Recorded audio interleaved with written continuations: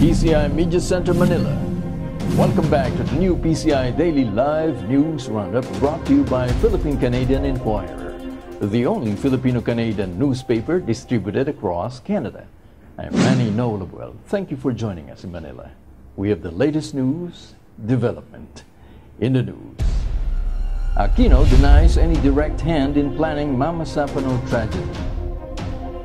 Former President Benigno Aquino III denied planning and executing the operation of Mamasapano tragedy, which led to the deaths of 44 Special Armed Forces officers. Instead, Aquino blamed the tragedy to SAF Chief Getulio Peñas on Thursday for disobeying instructions. Aquino also explained that only the broad and general strokes were presented to me during the briefing. The operational plan was merely for information, and the raid didn't need any of his approval.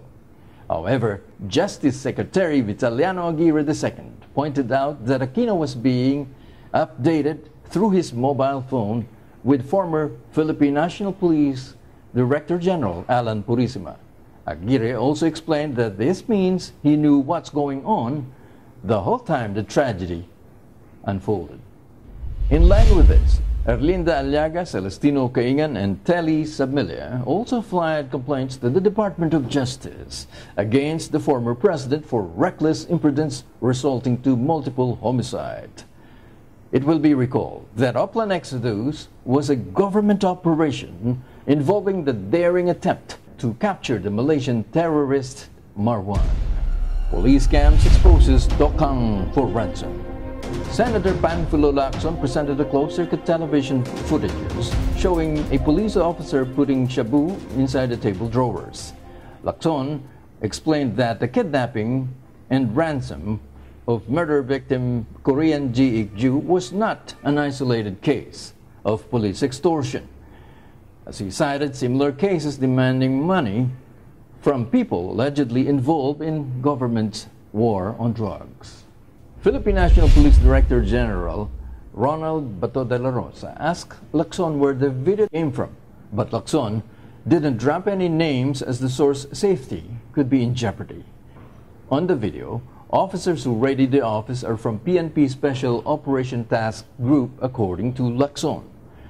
De la Rosa responded that he will immediately investigate the case as the faces of the men on the video have been identified. Meanwhile, Lacson asked De La Rosa to strengthen the counterintelligence efforts. He said, quote, "Trust is something you must earn. It cannot be demanded." AFP plans to buy China's specialized weapons.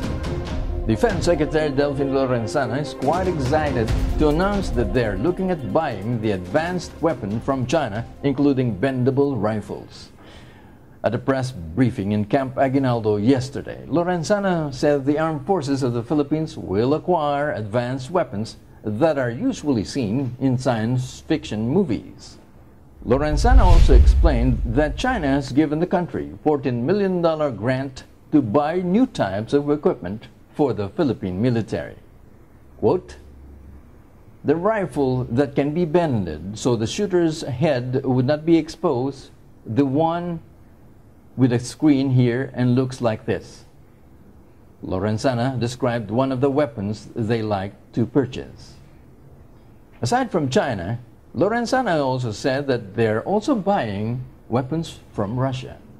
Lorenzana added that they must be wise in acquiring equipment that will last long.